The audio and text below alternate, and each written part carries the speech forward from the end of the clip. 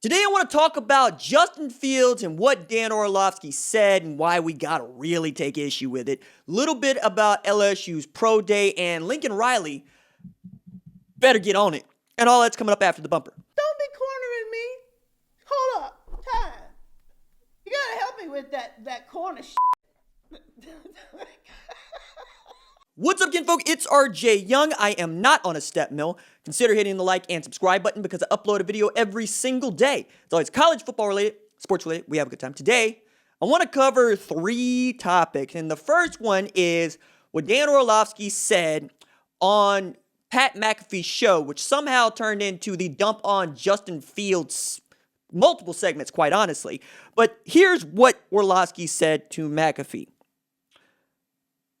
He doesn't know what you're supposed to get from, yes, Justin Fields. Last guy in, first guy out. I've heard there are some questions with Justin Fields' work ethic. Where is his desire to be a great quarterback? Number one, some folks would say this is not an Orlovsky issue. This is an issue with the teams that told him this. I would say that it is an Orlovsky issue because he chose to repeat it. And he chose to repeat it in an extremely loud venue like Pat McAfee's show. We all get told stuff. I work in this business. My job is to not only read what you like and read about all of the other prospects and programs, it is to be in conversation with NFL personnel.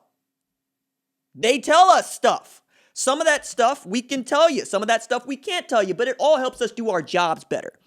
But when you choose to repeat some of this stuff, especially when you are going to tag it anonymously, you are putting yourself in the crosshairs for this criticism because you are protecting the sources that told you this. Now, that's part of your job if you're a journalist, and I'm not sure that Dan Orlovsky sees himself as a journalist, but even so, unless you're going to put a name to some of this stuff, you are going to be the person for which we are questioning because you don't want to give up your names. Now, if you're going to say these things about Justin Fields, I want to know who's saying them.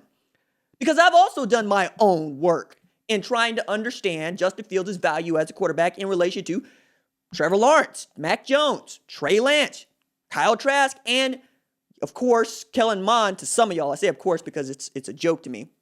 But the only person that's being talked about in this way is Justin Fields. And the only person for which I can show you receipts, like 3,200 words with, that I have written about is Justin Fields. I feel something like an expert on this kid and where he comes from and who he is really about, okay?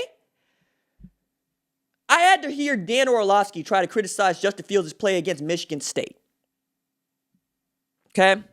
It seemed like the man 100% was trying to push the narrative that Justin Fields only reads one receiver. Joel Klatt has said, did you watch the Penn State game? Okay. Ted Wynn has said, look, you're overblowing this. When you take apart his reads and his progressions and the concepts they run, he's looking to throw the ball deep, which means he is looking to be accurate and to take shots. He does not depend on his wide receivers to make plays after the catch. He doesn't. He's looking to put them in a great position to make a play and to throw them open. So much so that he's dependent on that chemistry. So, like, when Chris Olave was not there to play, he tried to throw this out to Garrett Wilson. It got picked off. In large part because the timing with Wilson is not the timing with Olave. Because Olave plays that position and Wilson does not. It also speaks to he must be in the film room. He must be working with his wide receivers to have that sort of chemistry and to have that sort of trust. You're not just going to lay out a ball for a guy you don't think can make a play on it, or for a guy you haven't run this route a million times.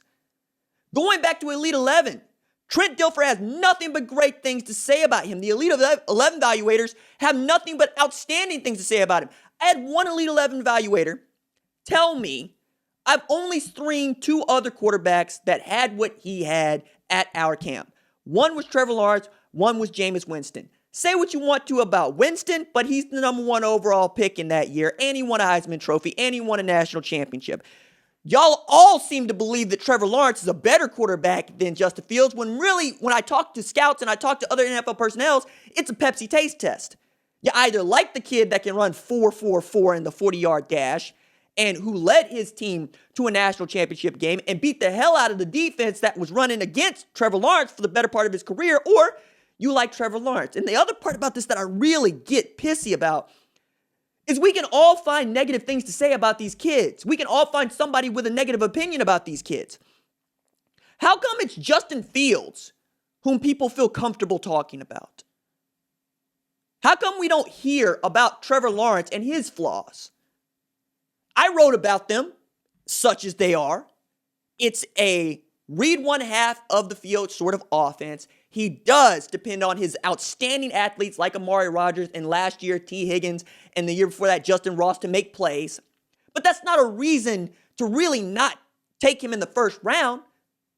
I think he is one of the two best quarterbacks in this draft, full stop. The other one is Justin Fields, but it's a Pepsi taste test. Does one taste like Coke to you? Does one taste like Pepsi? Which one do you prefer? I expect them both to be damn good in the NFL. Just as we've seen with Baker Mayfield and Josh Allen and Lamar Jackson all coming out of that draft. We're still waiting to see if Josh Rosen can provide us anything. And we haven't seen a whole lot about what Sam Darnold can do. But again, this is the conversation that's being had. The dude that seems to be the most colorful and the most fun is usually the guy that they pick on, like Baker Mayfield in 2018. But when you talk about Justin Fields, you can't do any of that. He's as straight-laced as they come. He is the first person to pick apart his own play, to say, I missed some throws, to say, I'm not really used to this. He also played against Clemson hurt, still went for 385. Why are we doing this? I'm okay with saying that you don't think he's as good as Trevor Lawrence. I'm not okay with you trying to make a chasm between him and the rest of the quarterback field, because that's what I feel like is going on. All right, let's talk about LSU and its pro day. Then I want to talk a little bit about Chandler Morris and Chad Moore. So I watched some of LSU's pro day, not all of it, but enough of it to know, my God, they're awesome. All right, so Racing McMath drops 4.34 in the 40-yard dash. Jamar Chase drops 4.38. Terrace Marshall drops 4.38. Kerry Vincent drops 4.3. And yes, we're still talking about dudes that are out there destroying.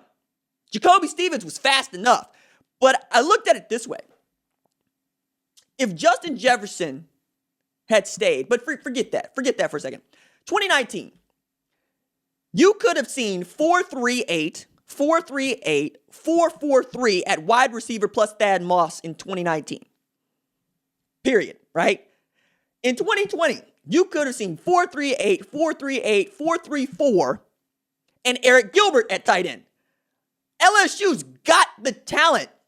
It's just they don't have the experience until at least they didn't last year. Now I'm expecting them to really compete. They could be a 10-win team without flinching because that's the way their schedule shakes up. And you're really talking about, can you get past A&M and Bama, which I expect both of those to be great games for LSU. But when you think about what kind of talent they had on both sides, also factor in there, Jacoby Stevens is fast. Kerry Vincent is faster. Derek Stingley Jr., Eli Ricks, probably running the 4.4s, which means that you have 4.4 at damn near every pass position, whether that be defense or offensive attack. That's just stupid. Add to that, Marco Wilson somehow today dropped a 43-inch vertical leap. My God. And Kyle Pitts, still stupid fast. Like, the dude is being compared to Megatron, and he should be, because he has that kind of size, he has that sort of ability, and he is that friggin' fast. Like, we have a really great conversation going on about who is wide receiver one. Devontae Smith, Jalen Waddle, Jamar Chase, or Kyle Pitts, and that doesn't even factor in Terrace Marshall, who's probably going to end up a lot like Justin Jefferson last year. Somebody's going to reach up and take him, and he's going to put on a Rookie of the Year type performance. He's that good. Matter of fact, I believe Terrace Marshall was the higher-rated recruit coming into LSU ahead of Jamar Chase, which is stupid. Last thing I want to touch on before we get out of here is Chandler Morris. So Chad Morris was announced today as the new head coach of the Allen Eagles. For perspective, both Kyler Murray and Theo Weiss have come out of there in recent years. Okay? And we can keep going, but those are just two that I know that you know if you're watching this portion of the video, because both of those dudes went to Oklahoma or at Oklahoma, won a Heisman Trophy at Oklahoma, okay? You also have Chad Morris's kid, Chandler Morris, has not been released by Lincoln Riley at Oklahoma to play at Texas Christian. Riley's saying he doesn't believe in intra-conference transfers, and he believes that's going to hurt him competitively. I've already said I believe he's wrong, even as he thinks he is right in his principles, and we know that that rule is going to get changed anyway because you're going to get the one-way transfer to wherever you want to go. But now you risk ruining a recruiting pipeline at one of the best high school football programs in the country, let alone the state of Texas, right down the street from you. So it behooves you, if you are Lincoln Riley, to go ahead, release the kid, do it on the slide, don't let a whole lot of people doing it so you can save face, and then call up Chad Morris and say, you know what, my bad. I'll be down there this summer. Please don't take it hard. Because it's like that. All right, that's it for me. Deuces.